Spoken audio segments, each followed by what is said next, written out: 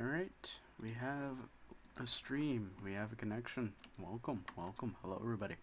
Uh, so, what are we doing today? Mining. Simple. Anyways, so, seeing that, quick side note for everyone, seeing that my commentary is what is known as lackluster, simply we're going to just do what other people would do in situations like this and resort to a form of commentary channel slash reaction channel. Though I don't plan on being a reaction channel, I figured, you know what, I'll provide entertainment for people while I'm doing the most mundane, boring task in Minecraft. Literally just digging holes into the ground for hours on end, hoping to go and get the materials that you need in order to continue. Anyways, before I start doing anything, I am going to quickly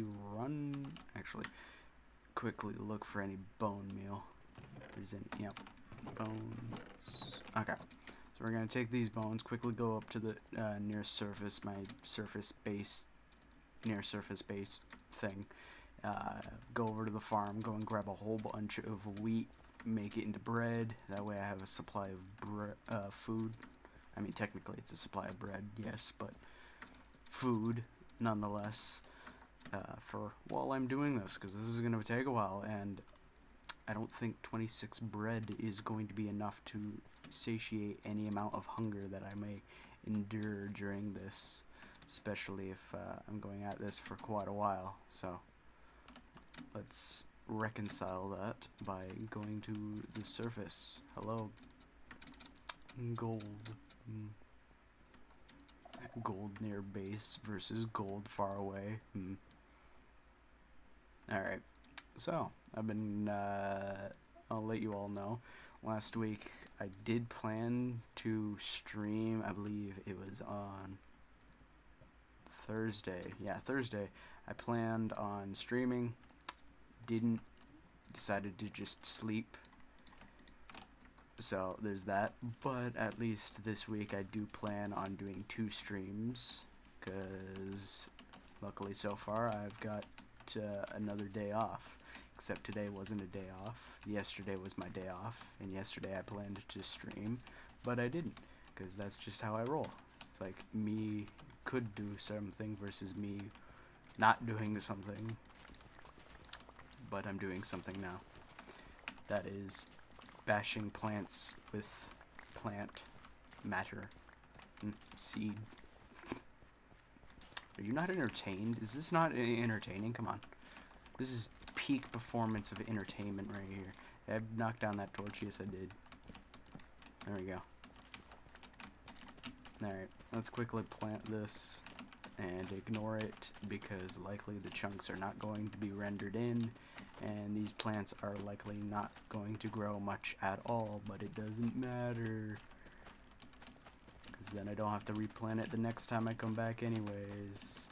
Besides, at least some of them will grow maybe an inch or something. Who knows? Daring. Alright.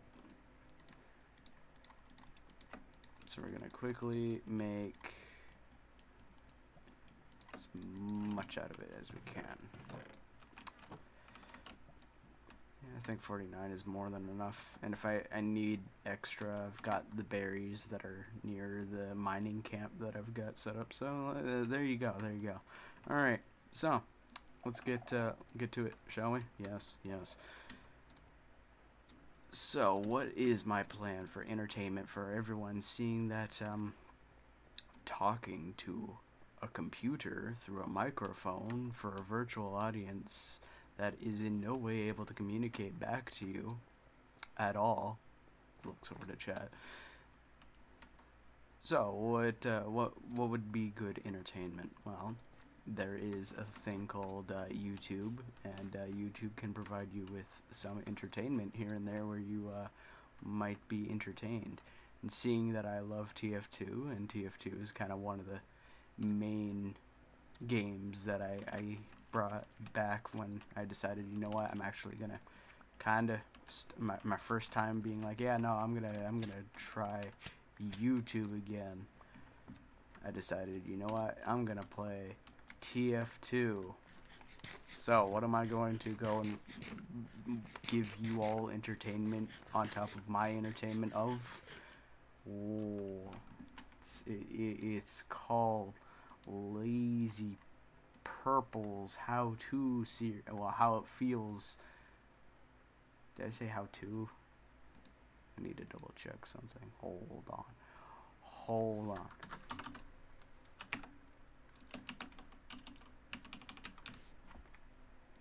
There we go.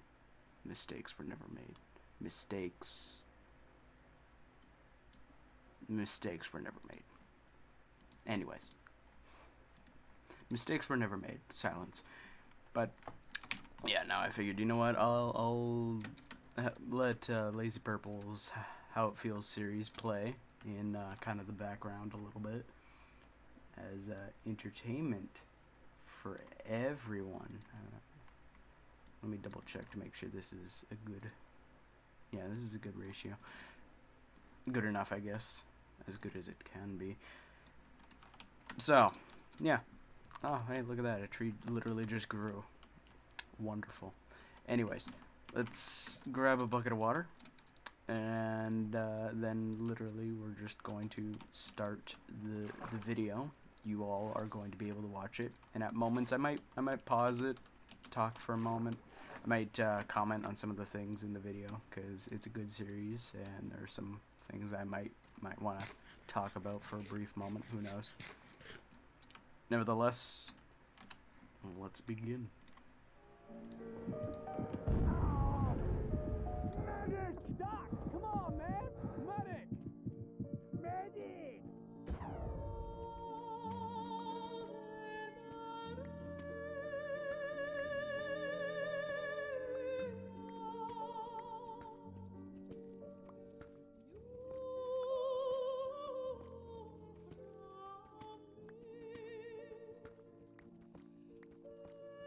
Magnificent. That was a recreation of a clip I hold dear to my heart. It's just one kill, but it's so clear that I fooled 2 people in broad daylight with my disguise. People often say that spies' disguises don't fool good players, but when they do, ooh. See, this video isn't about balance. This video is about how it feels to play spy.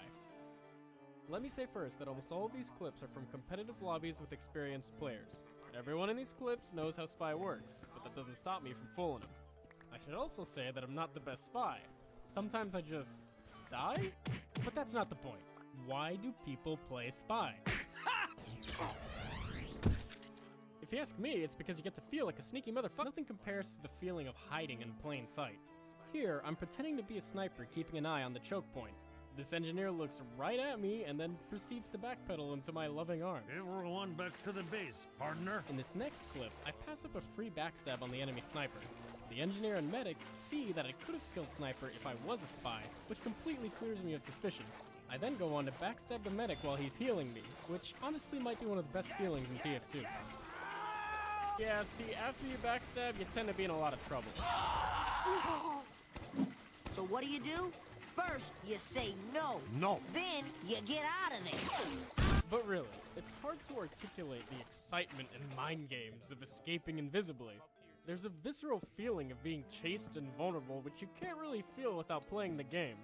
Actually, it's pretty interesting to me that Spy goes from this menacing, ooh, when's he gonna show up, feeling to this, okay, this is fine, everything's alright here. Okay, alright, let's go, get out of here, buddy, okay, no, it's just, it's time to go somewhere else.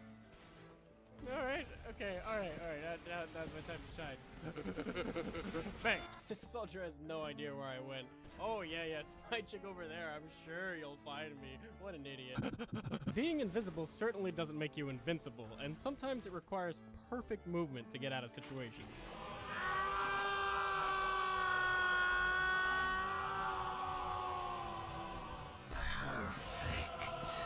Spy is almost always just completely dead upon being found out, but there's something special about killing someone who's actively looking for you. Oh, run! No, you.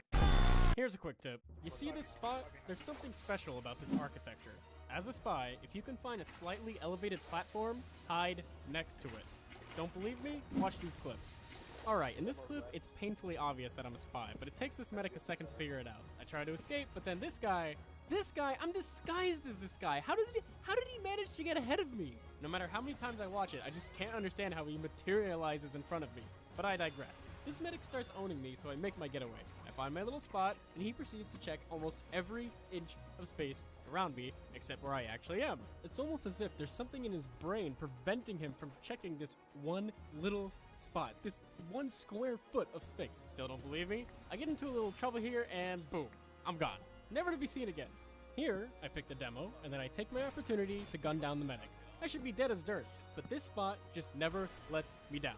But wait, do you notice something about how the engineer walks right by me? Isn't it a little too convenient that he walks right outside of my hiding spot? See, I have this theory that if you don't have enough hours on Spy, architecture like this appears extended to the point that you can't find someone who hides in it. Alright, look. What can you do against Spy? He can kill you with 1 backstab, he can go invisible to get away. Is there any counter to this insta-killing, undying madman? Yeah, as long as I have my back against this here wall, you can't kill me, you snake. He's right. There is literally no way for a spy to kill someone who has their back against a wall.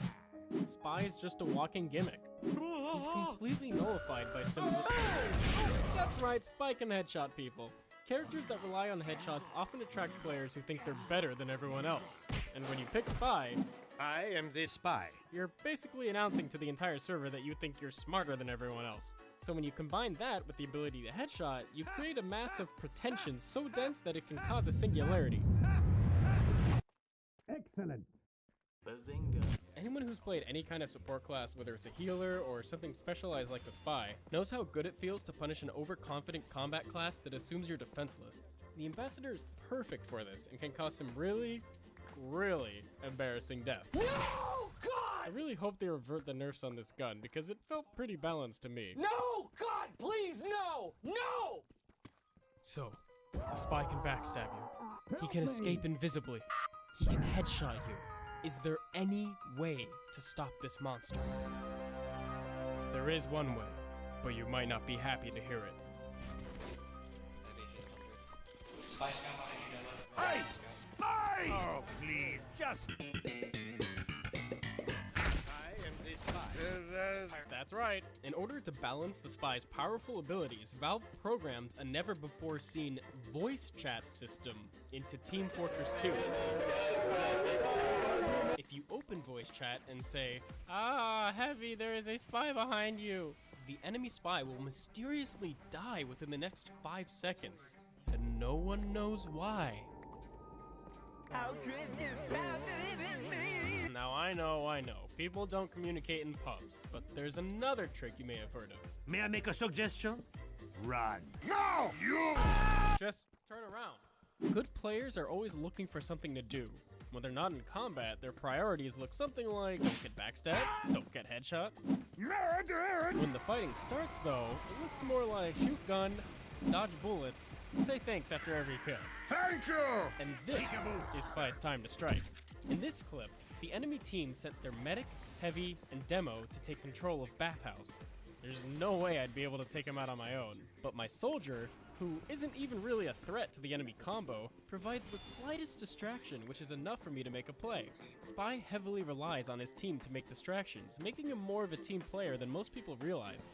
In this 6v6 match, I literally asked my team to do a fake push to make a lot of noise, which, again, proves to be just enough of a distraction for me to make something happen. But sometimes, Spy can't kill people no matter how distracted they are. He can't keep up with mobile classes. Wicked! I am such a bad class. And he has no way to close the gap. Please, medic, please. Damn you. And because of how specific his role is, sometimes the entire fight just happens without him. So, your deadly skill is jogging?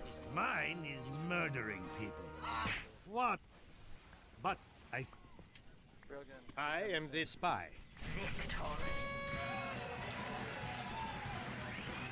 Spy isn't about consistency. Spy is about those special moments. Those moments where you're breathing down the opponent's necks, and before you even uncloak, you're imagining yourself backstabbing everyone in sight. Today, I am a god. Yes! Yes! Yes! Funnily enough, I actually learned about that hiding spot from the legendary Stabby Stabby. I then used this knowledge against him by catching him in the same spot. Suck on that, Stabby! Turns out that having a legendary YouTube channel with helpful advice, exciting gameplay, and good editing was a suboptimal play. There's nothing sneaky about being a great guy and sharing your knowledge with everyone! Spy is so nostalgic for me. Watching great spies like Stabby inspired me and many others to spend entire days just pubbing as Spy. When I think about all the times I backstabbed someone that barely knew how to play, or all the times I truly fooled the pants off of someone, I can't help but smile. Spy is just so unique. The fact that in a first-person shooter, I can pretend to be an enemy, and then this guy thinks he's found me out, but I found out that he's found me out, and he hasn't found out that I found him out, and I found out by googling how to trick stab that I can just sidestep and kill him, is pretty special. And having true invisibility lets you get into all sorts of ridiculous how am I gonna get out of this one moments. Duh. And don't get me started on how important Spy is to the humor of the game. It's raining men. Hallelujah. I guess what I'm trying to say is that without the Spy, TF2 just wouldn't be the same.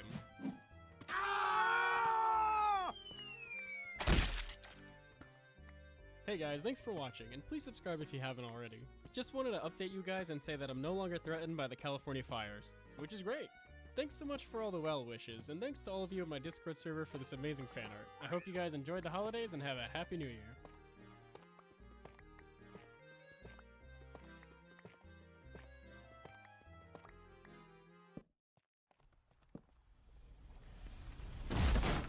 Wait!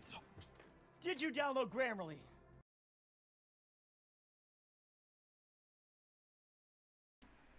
Alright. I'll let that play. So yeah, how to play Spy. Spy's a really interesting class, really. Like, it's the one class in the game that it's just, you're constantly playing chess with literally everyone. Like, sometimes you can make the analogy, well, no, when you're playing a first-person shooter or when you're playing any video game against another player, you're playing chess against them. And it's like, yeah, no, you are to an extent. But when you really think about it, like, Spy is meant to be aware of multiple things at all at once. A good Spy is always watching on who is dead, who's going to be respawning, who is roughly around what part of the map, and when is a good time to make a push.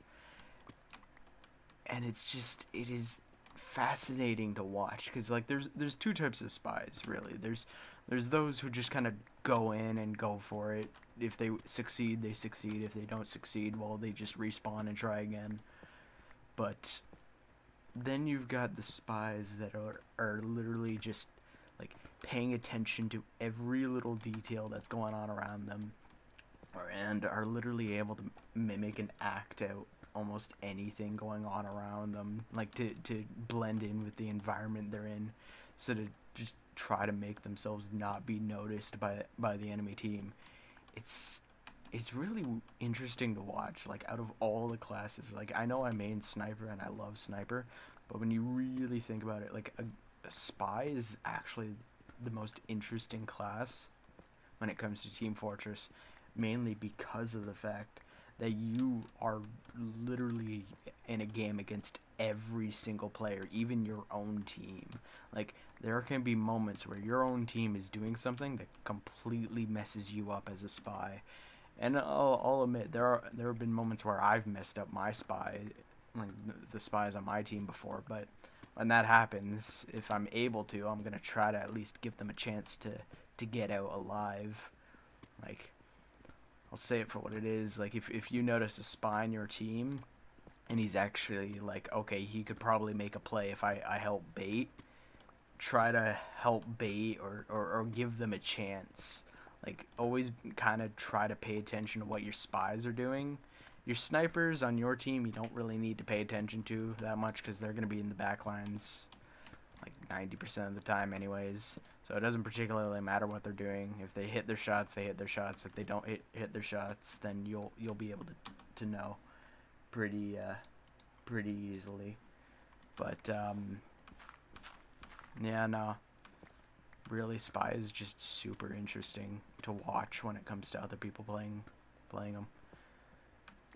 Just fascinating seeing someone just calculate what they should and shouldn't be doing, when's a good moment to push in, how to go and move in such a way to make it so that the enemy just doesn't even know what they were doing or where they are, or completely lose track of them in like 5 seconds. You saw a little bit of that in the video, but still.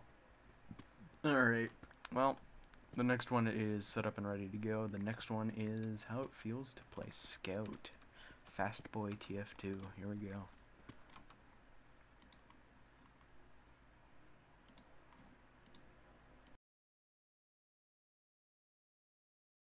Let's do it!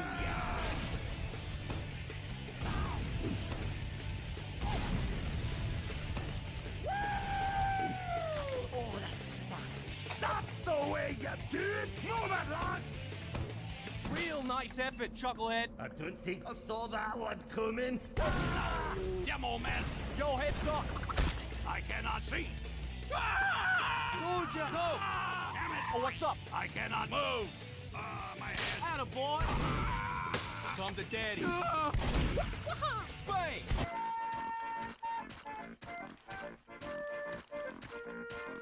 That was a recreation of a 6v6 clip that shows just how insanely. I'm just gonna pause it here for a quick second. I'll say this when it comes to Lazy Purple's videos here. This is kind of the moment in the series, like the second video in the series, where you really start to notice the jokes. The jokes kind of come out more and more. Like the how it feels to play a Spy had a few interesting and good ones here and there, but how it feels to play Scout and moving forward, you'll notice the jokes more, and they actually get like he actually works more into building up and setting for the jokes rather than just a sudden oh my.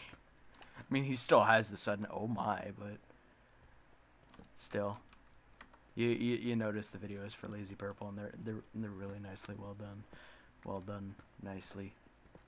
Yes. English. Powerful Scout can be when he's in the right place at the right time, with the right place being behind you and the right time being whenever you're doing something else. Wait, isn't that kind of Spy's thing? What? Come to think of it, every quest in the game would perform better if their opponents were always turned away doing other things. Stop. You Scout. My job sucks. Okay, but Scout and Spy care the most about being behind their opponents, right? Especially because they both have the tools to get there. Spy with his on-demand invisibility cloak and ability to disguise as the enemy team, and Scout with his, being really fast. What the? I'm a freaking blur here. Gotta go fast. But let me be clear, you shouldn't play the mid-fight this way. Seriously, don't do this. Yes, the clip is a little contrary to what I'm saying. Yes, I did kill 3 of them and single-handedly win the mid-fight, but please, try to ignore that. See, what I didn't show you is what it took to get there. At this point here, I'm forcing my team to fight 5v6 for at least 10 seconds, which might be how long the fight lasts. This clip is from the round right after the last clip, and you can see I'm a little nervous that they'll be ready for my cheesy flank this time. It is basically an insult to their intelligence for me to try this again, and Don't come wide with me, you pint-sized mutt. but you don't have to bait your team to get behind the enemy. Scout's speed lets him take all sorts of aggressive routes, and when you get your chance, you wait as long as you can for the perfect stop. This is it. This is the moment. If you play any Scout at all, this image is causing your brain to release dopamine. You got him. That demo's as good as dead. You carried this team fight. What's that? You want to shoot, don't you? There's no need. We all know you hit the shot. Just look at the crosshair. Its luscious curves are overflowing with his hitbox. It's screaming out that every pellet will connect. We can move on to the next scene. No? No. Fine. Then show us. Show us how it feels to play Scout.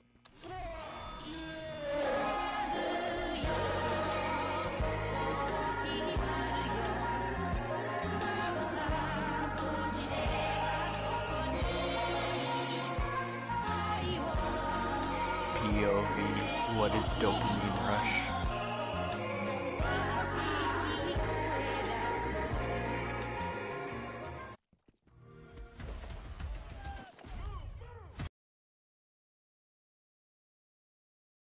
Alright, well, it looks like YouTube just wants to give advertisements right now, so I'm just gonna let this play.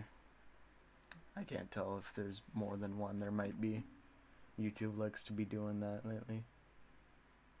Let's see. Yep, okay. See, nothing against you or anything, but they're not my advertisements. They're not my ads. They don't support me, but I'm gonna let it play because it supports the creator who made this video. So you know, we'll do that at least. We'll be kind. We now return to your scheduled program. Scout can go for all sorts of super aggressive flanks using the alternate routes throughout the map. Like I always say, you're not out of position if you can kill the medic in 2 clean shots.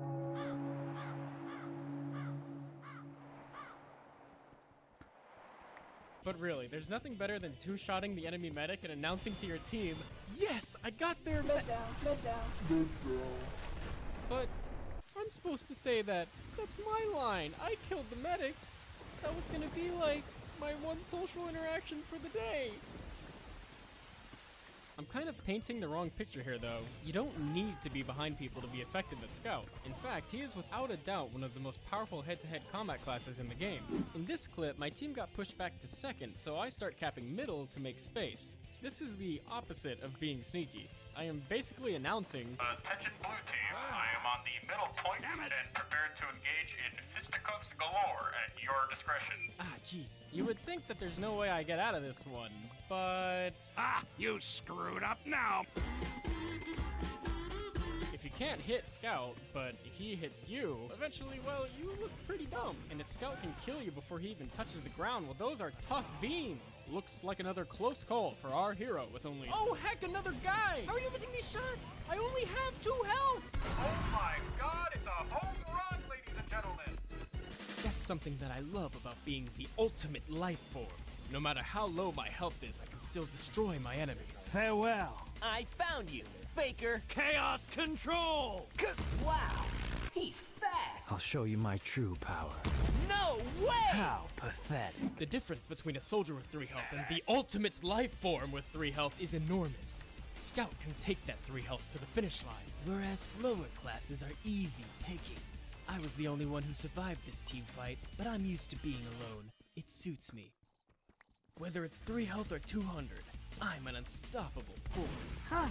You're not even good enough to be my fate. Alright, yeah, I respect that. But the craziest thing is that Scout can often avoid these marginal situations thanks to one of the most powerful abilities in any multiplayer game. The ability to pick your fights. Hello, Scout. What?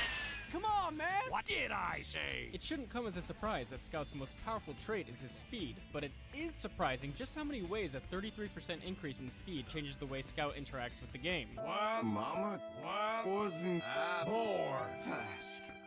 I can run around and be like, whoa, nope, that's not a good situation, then wait a second and say, just kidding, this is a great situation. Of course, I'm a little out of position in the enemy spawn, so I'm gonna have to rely on my speed to get me out of here. Are you seeing this? One wrong move and I was toast. These were over here, and they were going this way like, ow, and I was going this way, so we were crossing paths. So I would have died if I went straight, and I would have died if I went a little more to the left, and I would have died if I turned a little later, and I would have died. The point is, I survived. Then this guy's like, I found you. okay, look, that joke's over. You're done here. But my thirst for blood has only begun. I'm back in there lickety-split, running circles around them. I'm practically unstoppable at this point. Pick the bricks, pal, you're done. Alright, look, no one's perfect. Another benefit of picking your fights is that you can completely ignore classes you can't deal with. Here, I'm trying to be sneaky, but get spotted by their sniper right away. I know I shouldn't do it. I know I've been called out. I know I'll get caught, but... I don't care what they throw at me, even if it's... Nice hustle, tons of fun. Next time, eat a salad. You bleeding idiot! Manage to dial me! Bad. Oh no!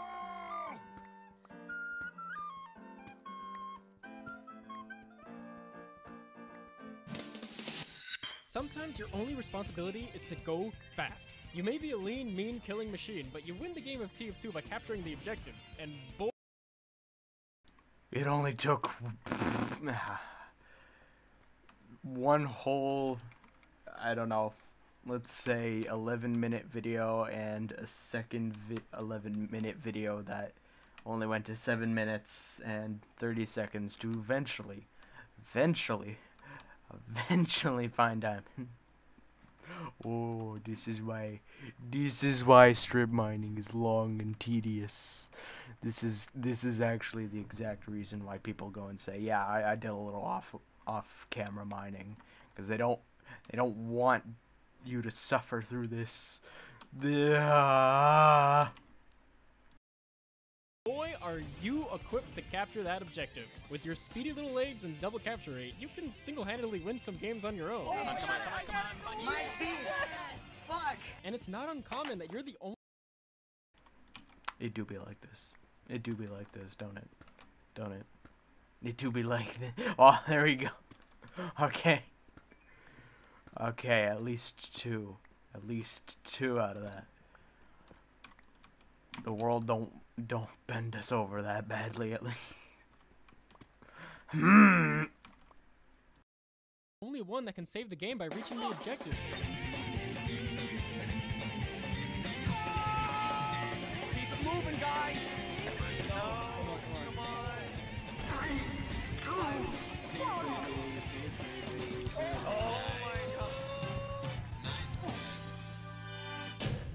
Barely made it. I will not tolerate a single comment saying that I was not the difference maker there. In fact, I'm so petty that I did the math, which you can see here. Hey, if you want, you can download the video and check it yourself.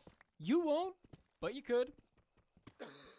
Let's get the show on the road. One more thing that your speed does for you is allow you to act as a punish class. Being a dangerous mobile threat gives you a large territory in which you can punish vulnerable classes that overextend, such as the medic or demo. Hey, you suck! What the hell did you just freaking say about me, you little bitch? All I have to know is raising me top flight class in the Navy SEALs, and I've been involved in numerous secret raids at Al-Qaeda, and have over 300 confirmed enemy kills. You're freaking dead, kiddo! It's very tempting to just rush in guns blazing whenever you see a lonely demo man, and it's usually a pretty easy kill. Unless they're a god! Holy shit! Soldiers have a similar ability to cover a radius, but they have to fully commit with a rocket jump. While rocket jumping can be very flexible, sometimes it's just not. This point is mine. This medic is dead! Soldier!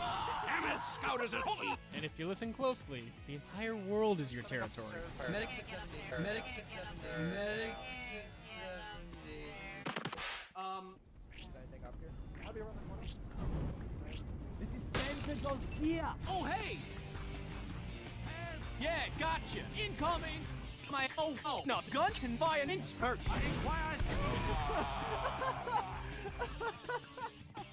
Yeah! I love this guy. He's taken me from my first ever 5-kill streak in a pub to trying my heart out in competitive leagues. Actually, Scout was the reason that I picked up TF2 in the first place. Something about running around with a shotgun and being a deadly annoyance seemed really novel at the time. Even though his gameplay can be boiled down to just running and shooting, it honestly feels like the skill cap with this guy never ends. Scout is just fast enough to be in control of how much damage he takes, and his shotgun-based gameplay constantly rewards pinpoint accuracy. I actually could not write a long enough conclusion to fill out the rest of this clip. It honestly, it just keeps going until I die. I was shaking off some rust in a 1v1 MGE server when who walks in but looking cute in my jammies. Long story short, this guy 20-0'd me. It was a nightmare, but you know what? He wasn't rude and he didn't leave in disgust. He politely stuck around and I improved by playing against him. Yeah, all right. Oh yeah! It was a great reminder of how high Scout's skill cap really is. So thanks, looking cute in my jammies. Thanks for showing me and everyone else how it feels to... Look, man, couldn't you have just let me win one? Whoa, wait. First of all, like and subscribe if you enjoyed, please and thank you. And boom, Patreon. If you didn't already know, Patreon is a way for you to support me every time I upload new content. I have to be totally honest with you guys. I need your support on Patreon to continue putting this much effort into my videos. There's a ton of rewards available depending on how much you pledge. And I hope that rewards like patron-only streams and Discord chats will help me get to know some of you better. Just a quick note, I've set the payments to be per video rather than per month because, oh god. No! I'm planning to upload one high-effort video and one medium-effort variety video a month, so feel free to set your pledge to only activate once a month if that's what suits you. And that's it. Here's some fan art from my Discord server that I really appreciate. Please join my Discord, follow my Twitter, and have a great day. Thanks, bye!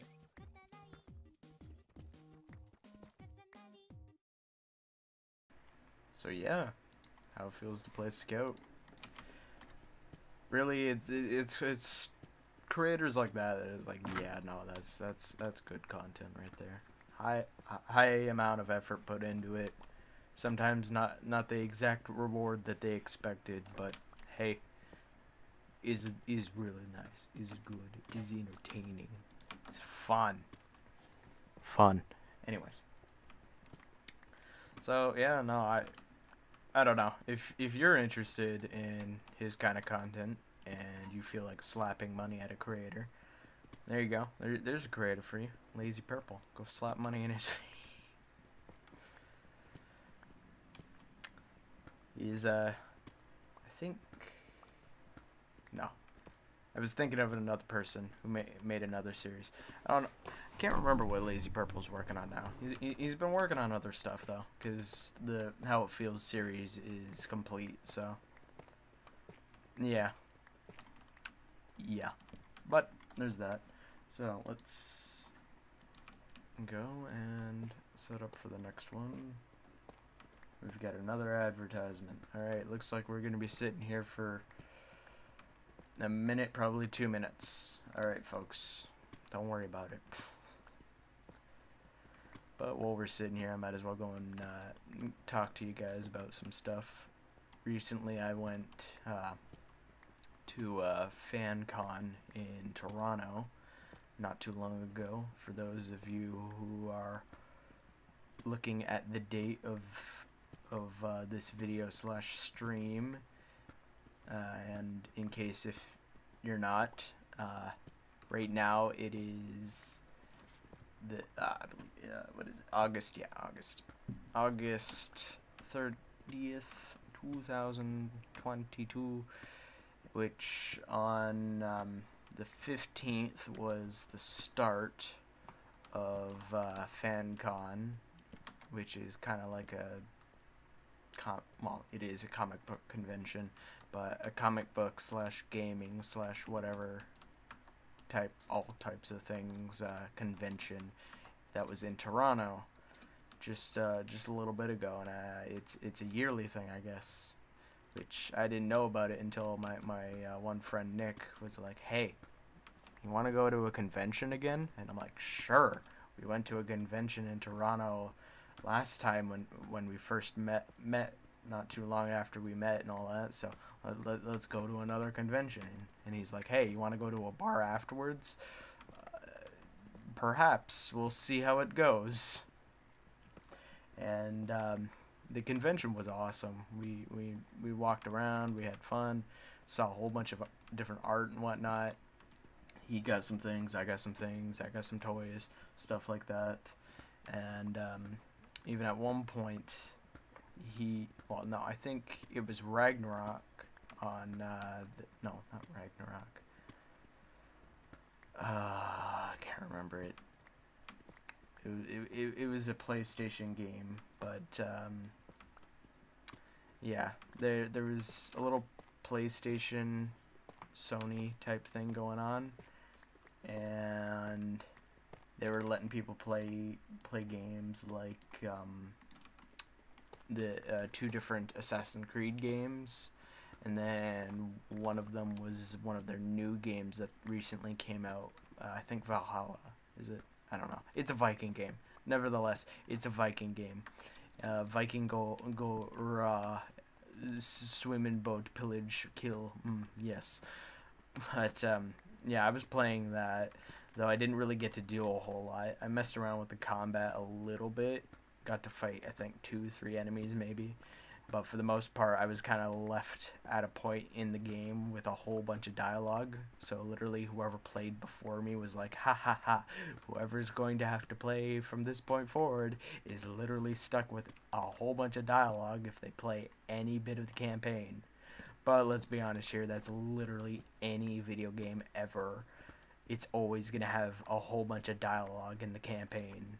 Even a game like Halo is just like, yes, dialogue, speaking. You don't get to attack enemy just yet. You have to sit here and listen to me speak. But you know, other than that, it was great. At one point, me and Nick actually played Overwatch. It was a 1v1 kind of setup in the middle of a big box. Well, not really a big box, but kind of like a platform, a square platform in the middle of the ocean type of map. And it was literally just a 1v1, like anyone could go and play whatever class they wanted. And we watched some interesting rounds before us. Like one was like people were playing D.Va here and there. At one point it was a Doomfist versus Junkrat. Like it was good. It was good. But me and Nick, we decided, all right, I'm out of the two of us. I'm the more PvP player than he is. Although I will constantly say and will continue to say I hate PvP because I hate PvP. Even in TF2, there are moments where I'm like, oh god, I hate PvP. But you know, TF2 is to be expected. The whole premise of that game is literally just pure PvP. So in a game like that, I don't really care too much about PvP as much as I would in a game like Destiny, where it's like, oh yay, I'm up against someone who has better RNG than me, and they're gonna beat my head in because they have better equipment that just gives them that much of an edge than they already have. Like, oh no. But yeah, no, the two of us played. He played Soldier 76 and I played Soldier 76 for the beginning of our round, and I was doing well. We were pretty evenly matched for a little bit. Like, if I'd be willing to bet if he was given actual time to learn the full controls of the game and kind of get used to everything, he'd be alright. At first, for me, I was doing horribly and janky as shit because of the fact that I don't know who, but someone set the sensitivity. I'm pretty sure it was low. Someone set the sensitivity like really low, and I'm like, oh god, this is already throwing me off. My brain hurts. Please help me. Mom, I'm scared. Come pick me up. But after I didn't choose to change the sensitivity like other people would in that situation, because to me I'm thinking no, I'm pretty sure the sensitivity is about default. It's about the default middle level of sensitivity, the average between high and low sensitivity. So I'm like, no, you know what, out of anything, this is the best setting to leave it on, because then it's kind of universal. It's like it's not like a high sensitivity player going to directly lowest low sensitivity, and a low sensitivity player going to the highest sensitivity. It's not like that. It's literally just whoever's at one of the end of the extremes for sensitivity is now just stuck using something in the middle, which isn't as drastic as it could be. So out of anything, it's easier to get used to that, which I started to after a little bit. When I started to, I decided, you know what, I'm gonna be daring today. I'm gonna whip out McCree, or who was renamed to some lame name that I can't remember because I don't know. I don't care. They renamed him for whatever reason because developer was that name, and apparently character in story cannot have same name as developer. Developer bad, I guess. Anyways, I started playing as him, and I completely forgot in Overwatch the melee button. I know there's a melee button, but I forgot it. So you want to know what I hit instead of meleeing when I was right in front of Nick, thinking, okay, I'm gonna melee him. He's super low on health. There's no way he's gonna be able to survive this. I'm just gonna melee him. You want to know what I press instead?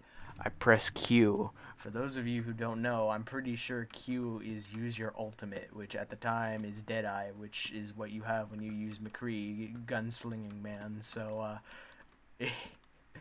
yeah, ultimate. I used special power on my friend who was at something like 5 HP left. All in the attempts of trying to melee him. So clearly I was rusty, but in the end I won. But frankly, Nick actually did pretty good.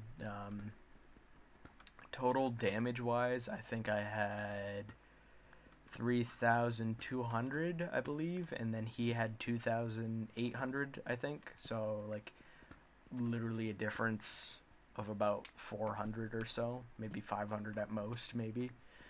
But yeah, no, there was that, and then I believe kills and points. I can't remember deaths for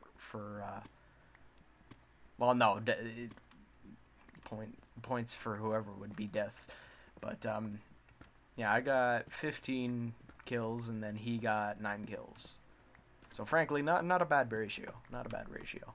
But I'd be willing to bet if I stayed as soldier, he probably would have had an easier time instead of having a guy literally rolling around the map every 5 seconds. But I made it harder on him by going Genji at around the last minute or so of the game. I was like, you know what? I want to play another character. I haven't played Genji in a while. Genji. I keep thinking Kenshi, but Kenshi is not Genji. But you know, sword reflect man, and I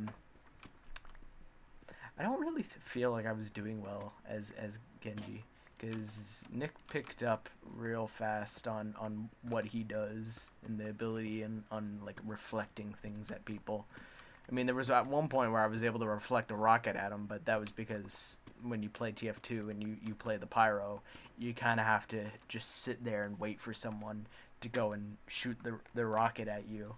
Like, that is just an ingrained muscle memory that someone just develops the moment they see projectile reflect. But even then, he did well, actually. Nick did pretty well for someone who never played Overwatch. So there's that. Though something I do wonder at some point, if we ever decide to do it, is a 1v1 in Destiny, something like that. See how that goes. That probably will not end well in any capacity, but you know. But yeah, there's that. So yeah, that was kind of the convention at FanCon in Toronto a few days ago. Like I said, I got a few toys here and there, but yes. Commentary. Anyways. Ooh, wrong button. Anyways. Is this working?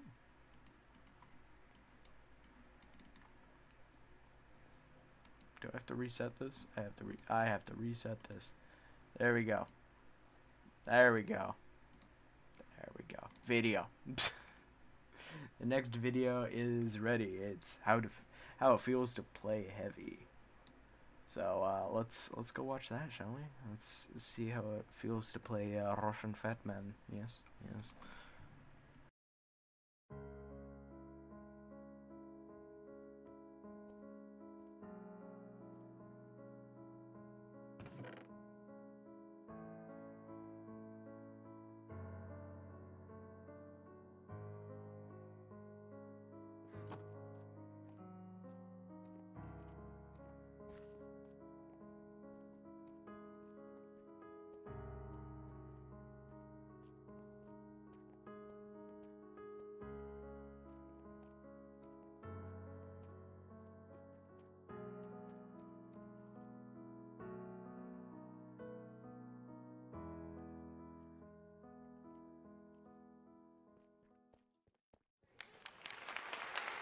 Thank you!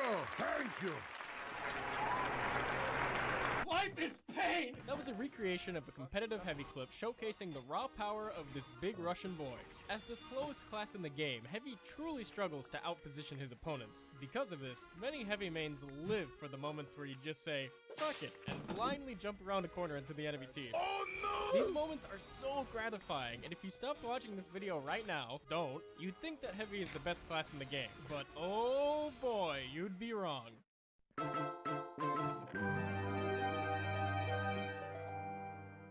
If you ever feel a need to hone your spy paranoia, play Heavy for an extended period of time. I can barely walk out of spawn anymore without thinking, ah, it's a spy! Oh wait, it's just my scout asking for a sandwich. Let me take it out, and nope, look at that, my medic's dead. Peekaboo! I don't want to play Heavy anymore, but I can't complain about spies all day. Heavy's massive health pool allows him to tank all sorts of damage and make his enemies look silly. Haha, just kidding, I'm still complaining about spies! You might think Heavy doesn't have any movement, but here, I'm barely able to punish this demo for assuming I'll back up by walking into him. One of Heavy's greatest movement tricks is to be braver than your opponent expects. Whew, that sure was a close one, eh, Spy? Nope, got you again! This whole segment is me complaining about spies! Even when you catch a spy, they just won't die! Just look at this spy! He is so screwed, and yet he won't die! He just won't die! And so did.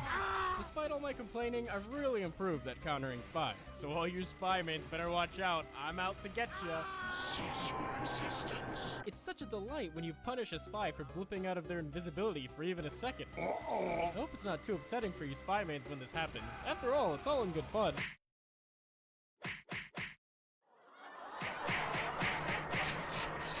And of course, it's always a feel-good moment when you save your medic.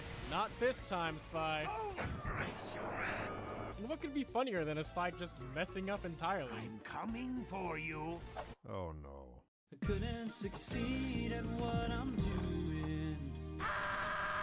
Stuck and dead.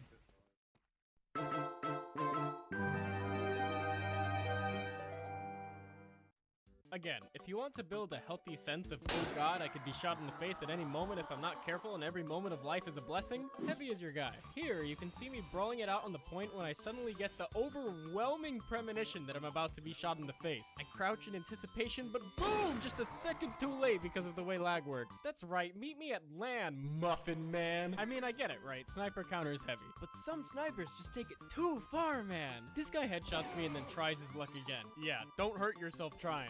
Anyway, I won't be peeking that door anytime soon. You better hold on to your head, mate. I'm gonna plant one right between your eyes, you punter. I can take care of this mini sentry, then dip back inside. Wave goodbye to your head, wanker. I'm gonna turn you into coloured rain. Oh, someone's shooting me. I'll take care of that. Get out of here, Scout. You've been eating another use for the neck. Hoot! Finally, I'll top off my health, and surely by now the sniper is peeking somewhere else. I don't want to play Heavy anymore. Thankfully, there's some justice in the world. The enemy sniper sees me, and again. You better hold on to your head, mate. But I've learned my lesson, and I'm not moving an inch. Wave goodbye to your head, wanker. Yeah, I see your little dot thing. I'm not moving. You've been eating another use for the neck. But then, 1, 2, 3. Thank you. Weren't no thing. Okay, so Heavy gets wrecked by Spy and Sniper. But what is he good at? Basically, he's a monster in head-to-head combat. Oh?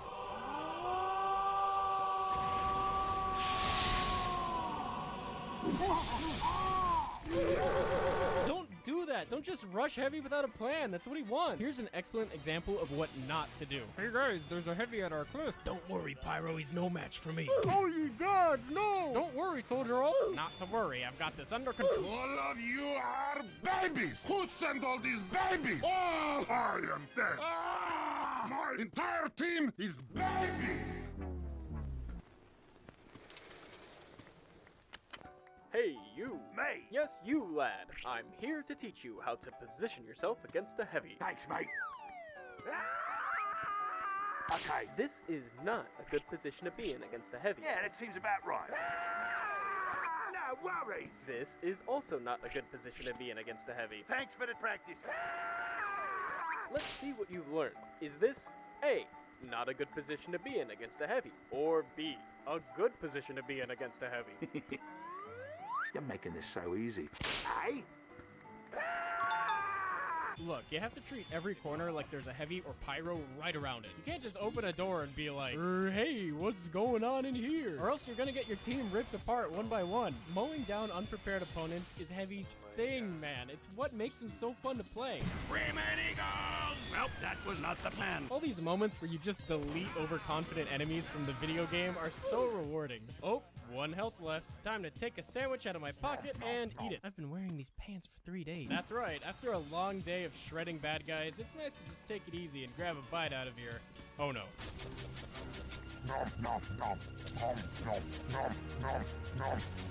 The cursed mini sandwich.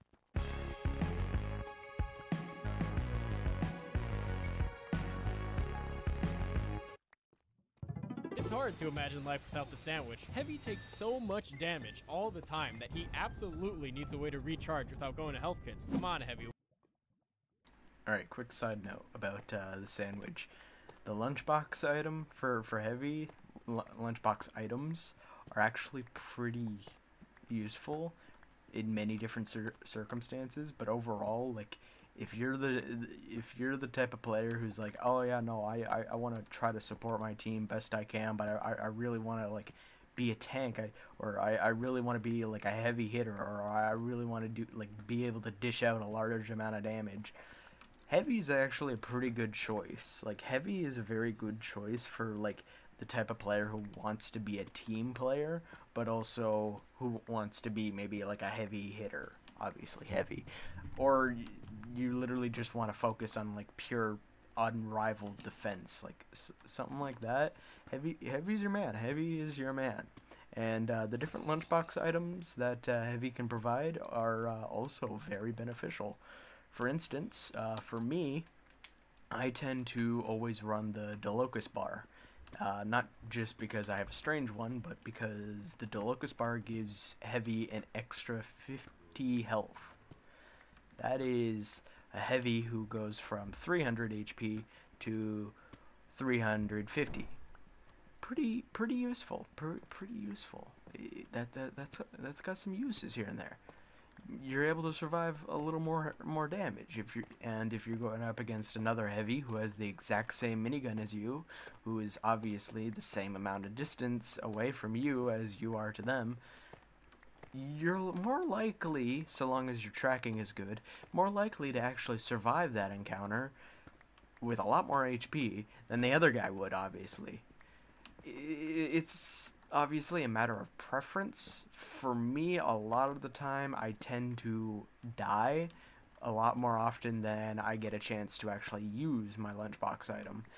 So, for me, at the very least, it makes more sense to run the Delocus bar than to run an average sandwich, because even if there's a medic on my team, chances are I'm probably going to die more often. So I'd rather, you know, just in case, if my medic's focused on, you know, keeping the rest of the team alive or pushing in another area, I can at least still be able to provide my team with a little extra support with healing, but also be a lot more damage resistant. Well, not really damage resistant. I mean, I use the Fists of Steel, which provides damage resistant, but more spongy. I can at least be more spongy for my team. Like, the Delocus bar is the excellent type of sandwich, the lunchbox item for Heavy, for what I like to call the roaming Heavy. The type of Heavy who will take flank routes and try to pick off classes who aren't actually paying attention, who are focused on the main area where the main enemy team is. Like, my play style is very interesting. Like, it's also one of the reasons why I die a lot, because, you know, I'm practically acting like another scout or spy where I'm just kind of roaming around. But my kind of roaming around is sometimes more along the lines of I roam, but I also try to lock down an area. So I'll deny the enemy team access to a room or something, and if I know the enemies are like right around the corner or right in the very next room, I'll try to lock down the room I'm in and prevent the enemy team from pushing in, or just outright delete anyone who tries to walk into my vicinity. That's the one benefit that Heavy provides, and with the Delocus bar, it's good. It provides you that little benefit of being able to sponge a little extra damage and still be able to heal a good amount. Now, if you want a good roaming heavy lunchbox item that provides a lot more health, more faster over time, there's the banana, which is a new item which was added in Jungle Inferno, which is actually pretty good because it actually it heals about the same as the Delocus bar would, but it actually recharges, because whenever you use your lunchbox item, it kind of uses that item up and you have to wait for it to recharge. The banana actually recharges faster than the Delocus bar, so you can eat the banana a lot more frequently, which is good for you. Potassium good, but also radiation. Anyways, you can also use the banana to throw for your team as a small health pack a lot more often for your team, so you can actually provide them with passive extra little health kits here and there a lot more frequently than you would with the Delocus bar.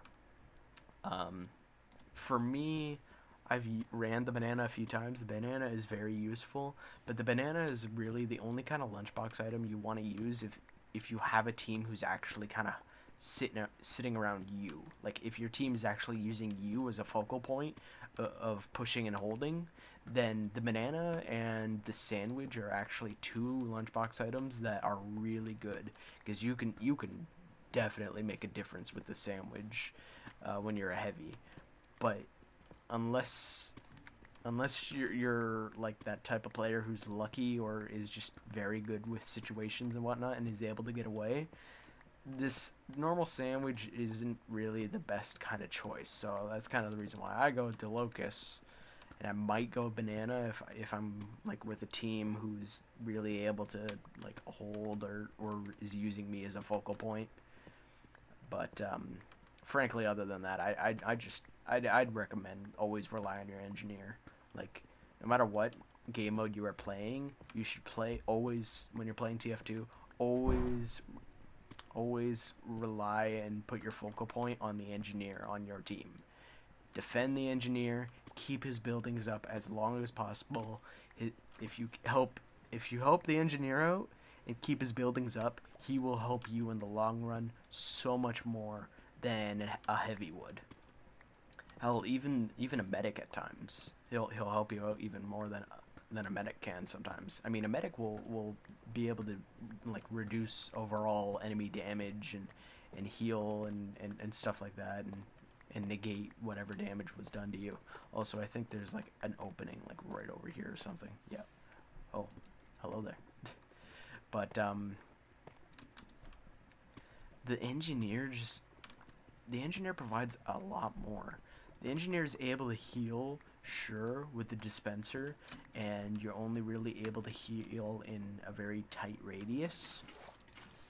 But the dispenser is able to provide your team with ammo and health. Not only that, but you're able to go and provide your team with a sentry gun, which is 100% denying any access to an area to the enemy team, which, in combination with the dispenser, gives your team a very good fallback position to be able to go and reset themselves and prepare for another push in. Hello, more diamonds. So then, on top of that, the engineer has teleporters, which go and allow your team to go from your respawn point all the way up to the front lines so much faster, which is why it's so crucial to go and keep your engineer and his buildings alive. I know I'm not, like, I'm a small YouTuber and I'm not really going to make much of an impact on anyone, but trust me when I tell you this, if you play TF2 or interested in playing TF2 in any capacity, even if you're not playing engineer, even if you're playing spy or scout, doing anything you can to go and help your engineer, albeit going and helping kill that spy who's going after your NG, or going and like helping to stop an Uber push on the NG sentry, literally anything is the best thing you can do for not only your team but the engineer, obviously.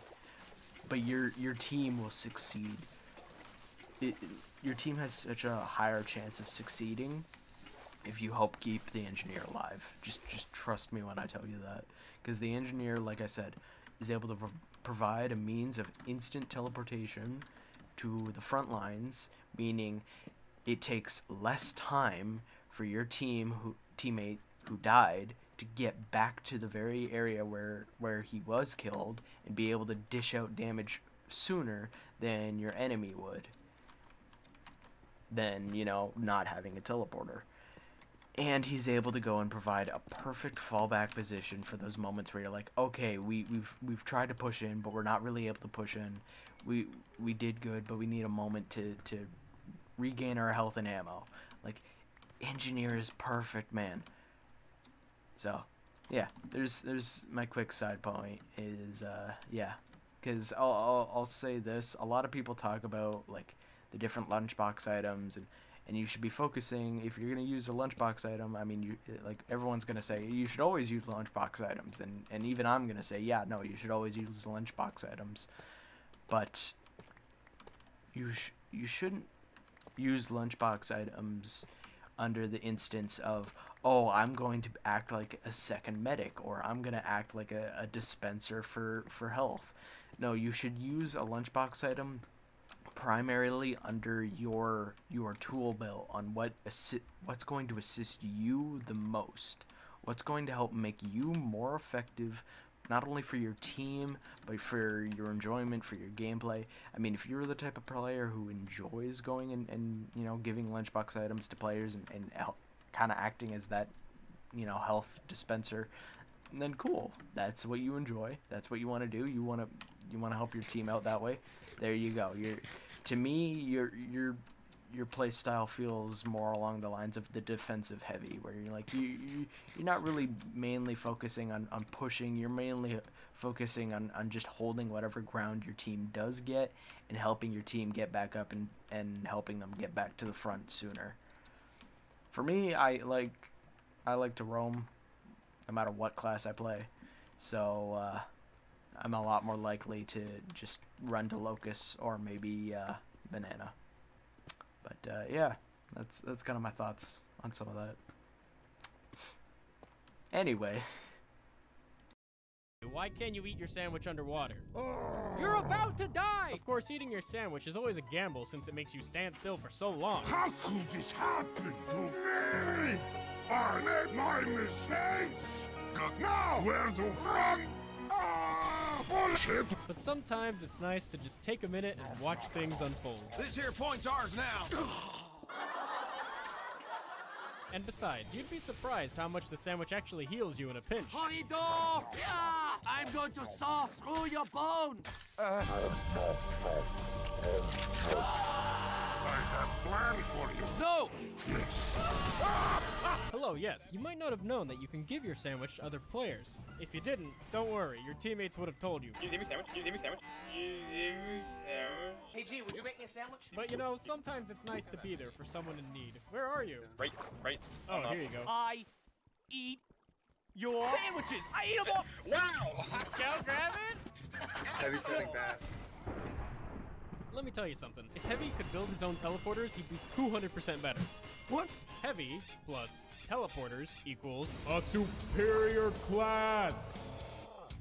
Heavy is slow and he needs teleporters, so all you heavies out there, be sure to thank your engineer for building these. Let them know it isn't going unappreciated. Wait, what the fuck? Holy shit! Just make sure that you let Heavy use the teleporter, especially when there are only 16 seconds left in the round.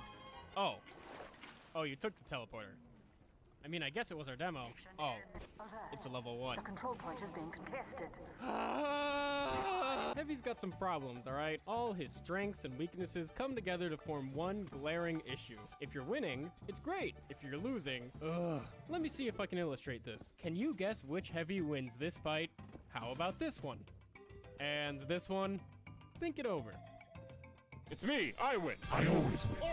All of these clips have one major thing in common. The enemy Heavy is on their side of the map, painfully trying to make their way towards the captured objective. This is commonly referred to as losing. You can argue things like, well, Heavy is a defense class, so he shouldn't even have legs to begin with.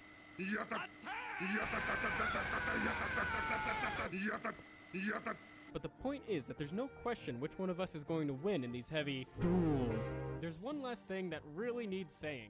Casual heavy is a completely different experience than competitive heavy. In organized Highlander matches, you are guaranteed to be up against one competent spy and one competent sniper. In casual games, the enemy team might not even have a sniper, or at least, not a competent one.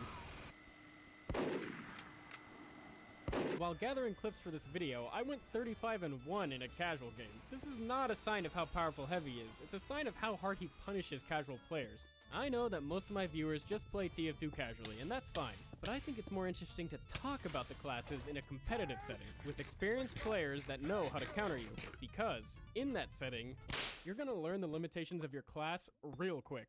In a competitive match, the enemy team won't hesitate to exploit any weaknesses your class has. That means it's on you to push Heavy's potential to the limit and be there for your team. You have to learn what the best players are going to do to make your life a living nightmare, and you have to learn how to do the same thing to them. In other words, you have to learn how it feels to play Heavy.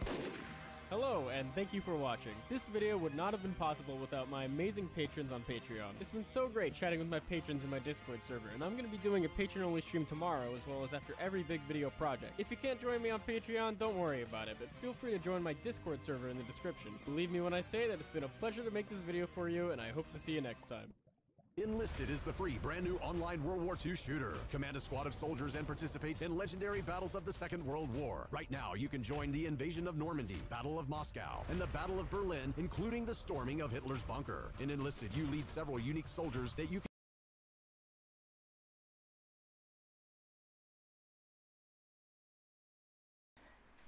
as my brain takes a moment to process. Ah, yes, advertisement. I am streaming. There's 2 ads. Yay. Yes. I'll be honest real quick. Out of any kind of war simulator game, I actually kind of like World of Tanks a little more. A little more interesting sometimes. You can get into some interesting shenanigans in that game. Interesting hijinks, as you will. So there's that.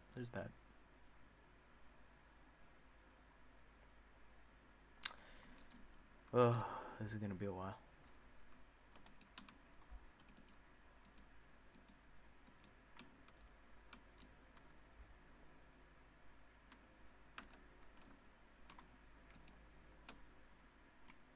But yeah.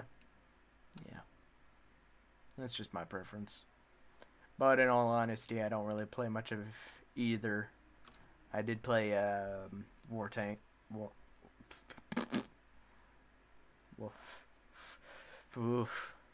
did play one of them once, but you know. But yeah. Alright, advertisement. Can you please be done?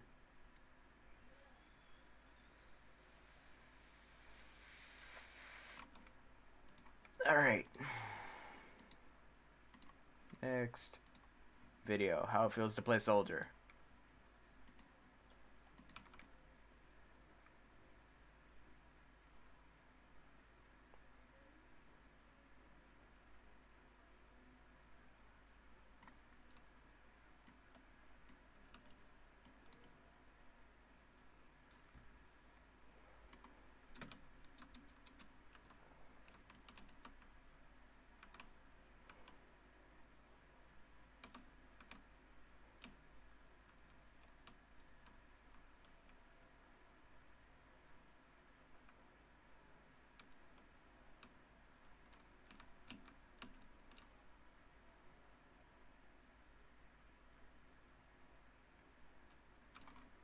Desktop app.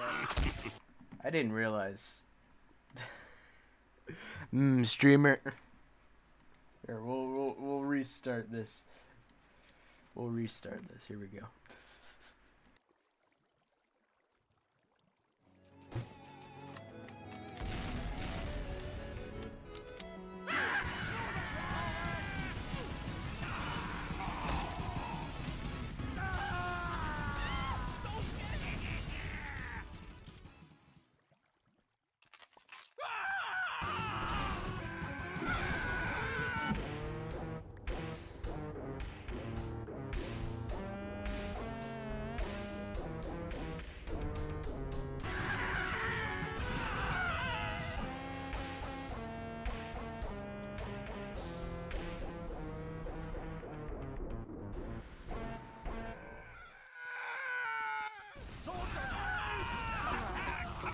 point is being captured. No, no, no!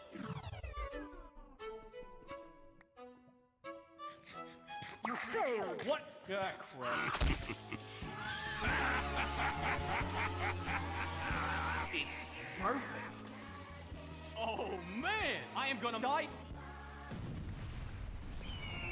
That was a recreation of a game-winning stunt performed by one of the greatest playable characters to ever roam the earth. I'm talking about the Soldier, also known as Jane Doe, also known as the rocket launcher shotgun guy. It goes without saying that TF2's rocket jumping is one of the most rewarding and exhilarating mechanics of any first-person shooter. Once you really learn how to rocket jump, you may have trouble holding yourself back. Woo! Look at me go! Oh shit, that is all the bad guys. Hey guys, good news, I found the enemy team. Just doing my job. You suck!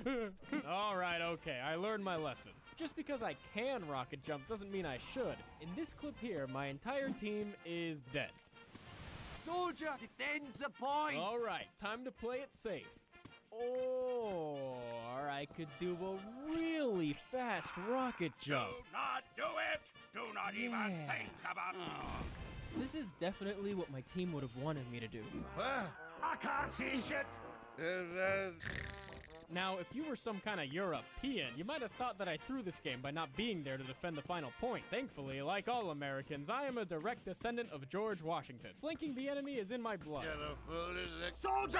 Oh, hello, demo man! I feel like... Couldn't you see... What? Oh no, demo man! Look! I told you. I'll be honest, this was probably not the smartest play, but this recklessness has a place in competitive TF2. This risky playstyle is what competitive players call the roamer. It's the roamer's job to manage the flank, so that frontline classes such as Medic and Demo Man don't have to worry about it. But if the enemy soldier doesn't do the same thing, well, oh no, this is where the fun begins.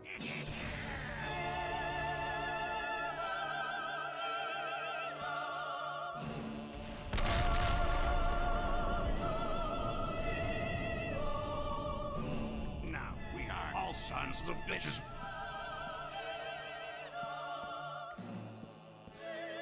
Essentially, Soldier's mobility allows them to make plays that the other classes can only dream of. You have to learn the specifics of how fast your rockets travel and how fast they launch enemies, because one day, you'll be the only one that can make a difference. Soldier, the medic!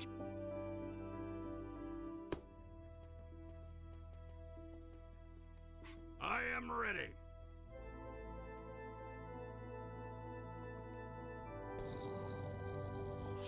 We confirm ignition and the thrust is go.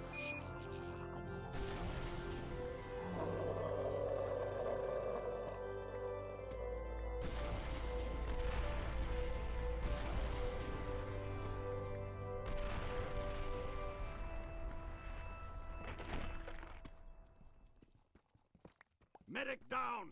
Well done! It's Tonga Terminals! Ah, yes! Yeah. Of course, with all this rocket jumping around, it would be a shame not to mention a certain play style. For the first time.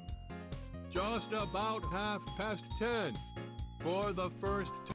Trollgers be like. Real talk though. Trollger, TF2, awesome. Amazing. Frankly, doesn't even matter what map you're on. Trollger is like amazing to play. Like even on a map, like a simple small little map like 2 Fort, Trollger can be very, very rewarding. It's just zoom around the map, just zoom, zip, zip, zap, zoom. Just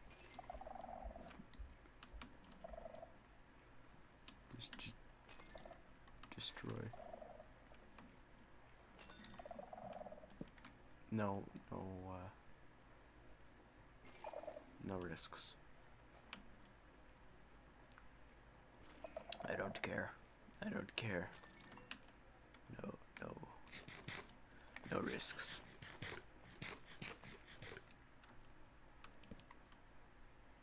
Oh no.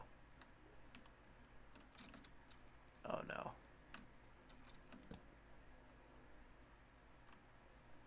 Oh no.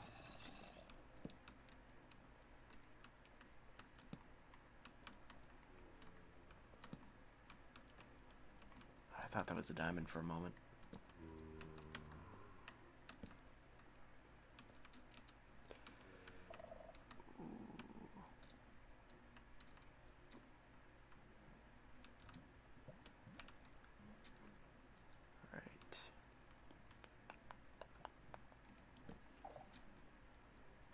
Alright. I'm gonna just quickly... Man, I could ignore this. I could just go back. Or I could go for real quick. Just slither my way on in. Nothing to see here. We're gonna risk it for a biscuit.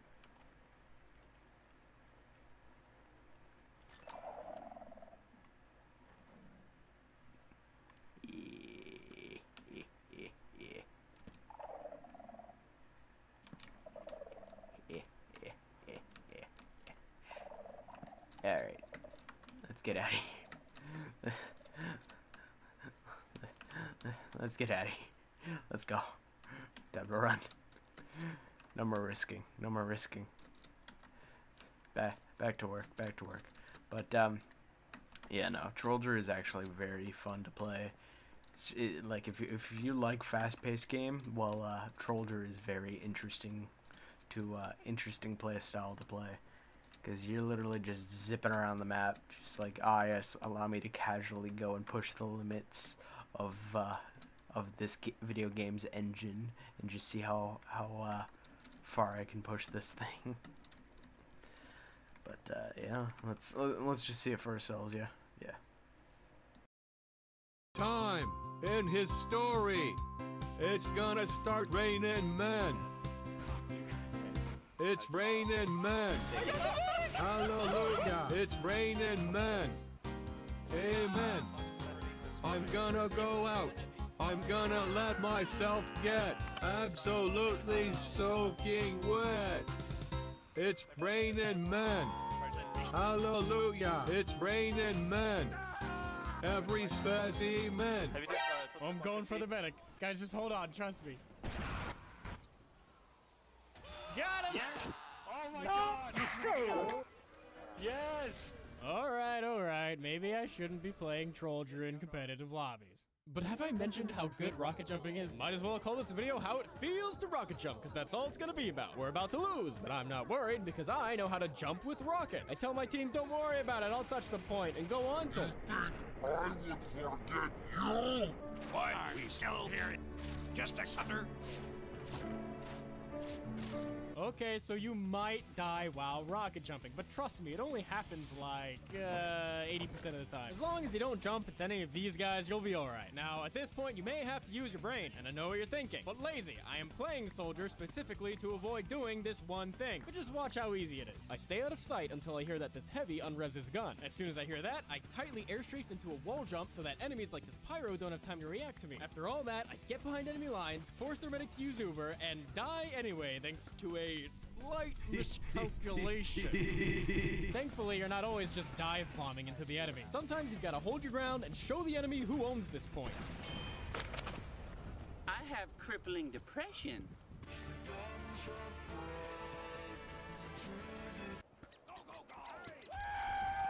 You know, I used to think that an airshot only mattered if it occurred somewhere in the stratosphere. Unfortunately, not only do these situations rarely come up, but there's also so much luck involved in shooting someone that's 30 meters off the ground, 30 meters off the ground, 30 meters off the ground. 30 meters off the ground. What? Give me the program. What? This is America, maggot. Oh, sorry. Incorrect. This is Canada, which is also part of America, which is also connected to the United States of America. America! Alright, let's see, 32.8084 God blessed American yards off the ground. Amen. No, see, I've learned that life as a soldier is about the mini airshots. The airshots that you can practice and hit consistently. Of course, it's much easier to hit airshots in pubs where rocket jumping soldiers can be found flailing about like plastic bags in the wind. Do you ever feel like a plastic bag? Now, airshotting pyros is its own thing. Every time you find yourself in this situation, you are asking the question, can you airblast? Oh, looks like this one ain't gonna make it, folks. This one here is walking right at me, and there he goes. He's got his power jack out. He has no idea what he's doing. Oh, what a shame. Let's see our next contender. Ah, well, this is a gimme, folks. No, you've gotta hit those. And this next one looked like a competitive game, and this pyro, he's going, gone. Looks like another noob to me.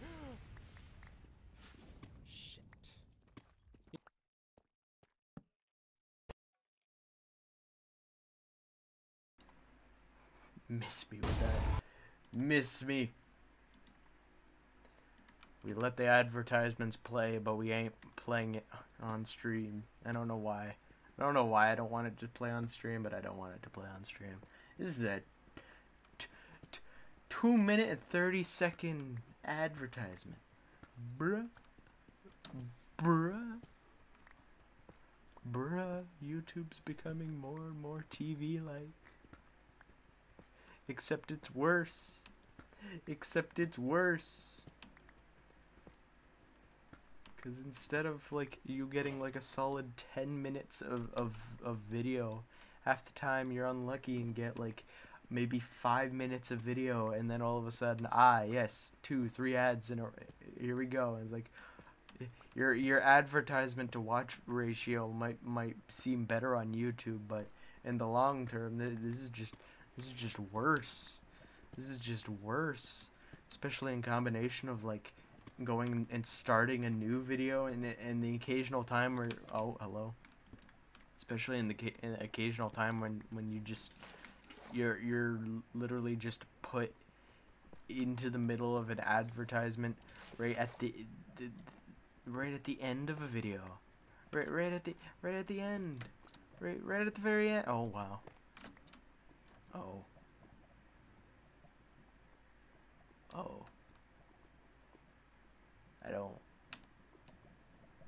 I don't think I'm ready to conquer. Is it? It's a skeleton. Yeah, it's a skeleton. But okay. I know when I should back down. I know when I should back down. Ooh. That's a challenge I am not ready for. Literally, all it takes is like one of these pillars to have a creeper or something on it. Shoot me once. I don't really want to be leaving obsidian everywhere, but I might.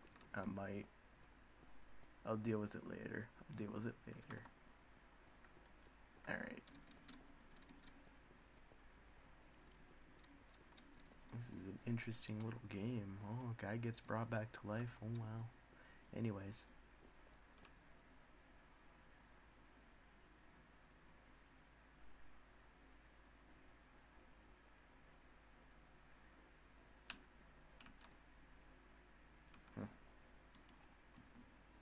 Interesting.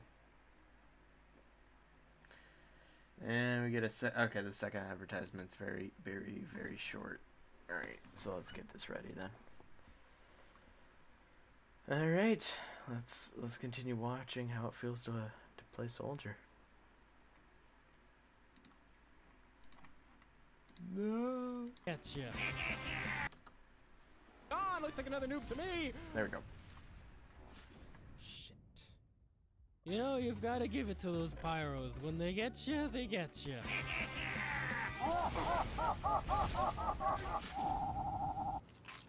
Well then. Let's see, nope.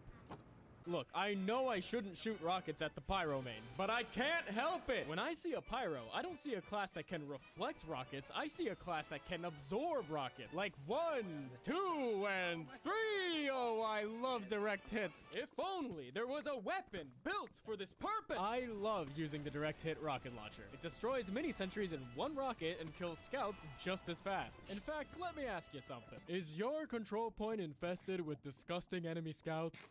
Bang! Bang! Try Scout Be Gone! Just one shot from Scout Be Gone will eradicate all those pesky household scouts. Bang! Bang! nothing! I love you, Scout Begone!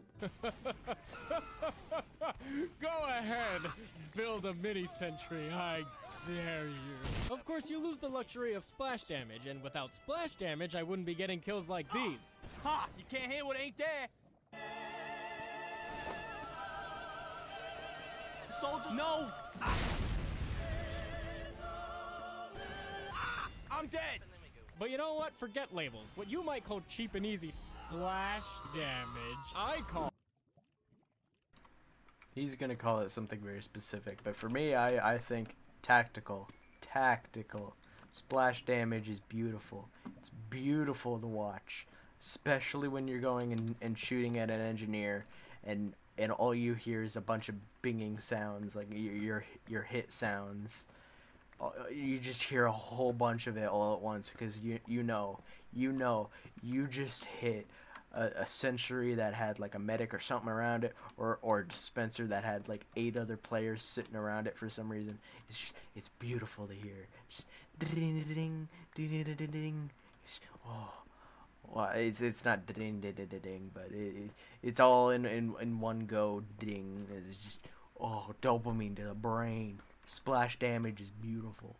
I mean, you can actually get splash damage with the direct hit, but it's so small that it's like it's practically you are hitting it. You are getting hit by the rocket. Like, it's the same thing. Like, you can rocket jump with the direct hit, because the only reason why you can rocket jump with the direct hit is because it has splash damage, but its splash damage is so small that it's like, yeah, you're basically directly hitting another enemy no matter what. Anyways, he's gonna call it because what it is, which is literally just, I tried to hit you, man. I tried. I was trying to hit a direct, but I missed, okay? Get off my back. It's hard enough to hit splash damage optimally. After playing enough Soldier, you may start to see splash damage differently, among other things. But one thing never changes. You have a rocket launcher, and you will never, ever stop improving with it. So get out there and put it to good use. And while you're at it, put some rockets where the sun don't shine. Soldier, do not shoot my ass! Hello there, everyone. This video went through many rewrites and re-edits that I wouldn't have had the time for without the support of my amazing patrons. I also now have a non-intrusive sponsorship with a VPN, so if you randomly need a VPN, you can support me that way too in the description. Of course, at the end of the day, it's support enough that you watched my video. Thank you. Alright. Well, I think we're gonna call it there for Lazy Purple. For videos from Lazy Purple, and we're just gonna focus on the game for a little bit here, and free money. Woo! Money. Heavy. I have received money. 8 diamonds. 8 diamonds, Heavy. Heavy, look at me. I have diamonds. So yeah, there's that. I'll let you guys know. Well, I'll ask just in case if anyone's watching and looking at this as a video, or maybe watching now, if you want me to do any other streams for any other games, like for Destiny or TF2 or even Halo or something, just let me know. I'll do a stream. I'll play the game. If you've got any ideas on, like, oh, I want you to do this weird wacky little challenge thing, it's like, alright, I'll think about it. I see you. I'll think about it. No guarantees, but you know, we'll see. But yeah, no, if you want me, like, to just literally go through Destiny and just stream a couple rounds or something of Destiny or whatnot like that, let me know. Of course. Oh, I'm tired. It's like 10 o'clock. But yeah, no, like, if you've got any ideas, I mean, no matter what, I'm still planning on doing this. Don't expect me to suddenly dip out. If I'm gone for over a week, don't freak out. I am gonna continue this. This is literally one of those things where it's like, no, we're gonna do it. We're gonna do it. Obviously, I don't plan on always streaming Minecraft on the same day as I do the podcast with Nick, but I at least plan to stream, right? At the very least, you should expect 2 streams a month. The very most, if we're referring to a month, which on average tends to have at least around 4 weeks, expect 4 streams a month. But at the very least, you should, unless I say I'm gonna be gone, like unless I directly say otherwise, where it's like I'm gonna be gone for a little bit, unless I do that, expect at least 2 streams a month, which I'm pretty sure I've done 2 streams a month so far this month. Don't quote me on. No, I have. Ha. Anyways, I have 22 diamonds. I have money. I'm actually gonna use that yeah, no, I'm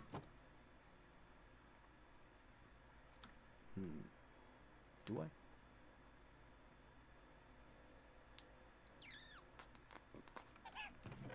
No, we're gonna save it. Alright, well, yep, I think I'm gonna be calling it here, because it is now 10:15, well, 10:16, almost 10:17, and I'm getting tired, and although I don't have work in the morning, I have to make sure things are set up for the podcast tomorrow, which, for those of you who do not know, go over and look up the midweek report. I should probably set up a link to the channel. I'm a little too lazy to do that right now, but I'm pretty sure next stream I'll do that. But yeah, no, if you're interested in more consistent content from me, and you want to listen to me and my friend kind of talk about different video games and media news type stuff, while also providing a little bit of entertainment here and there and jokes here and there with it as well, go and check out the midweek report. We like I said, we kind of do a little news thing talking about different games and whatnot that's going on. I've got literally no idea on what Nick has planned for this week, because I, for one, have not seen much of anything really going on. We might talk about what is some of the stuff that we saw at FanCon, maybe. I don't know. I really don't know. I don't know. But yeah, no, as always, hopefully you enjoyed, and once again, if you've got literally any ideas for anything that you're like, hey, this might make your videos a little more entertaining, or hey, you suck at commentary. All right, let's just say you suck at commentary. Maybe you could do this, and it might make your commentary just a small tad bit more entertaining, or at the very least, less cringe. But you know, nevertheless, hopefully you all enjoyed, and yeah, I'll be seeing you in the next stream for Minecraft Hardcore. Ooh, wow. Anyways, have a good night, and before I go, make sure you brush your teeth. Brush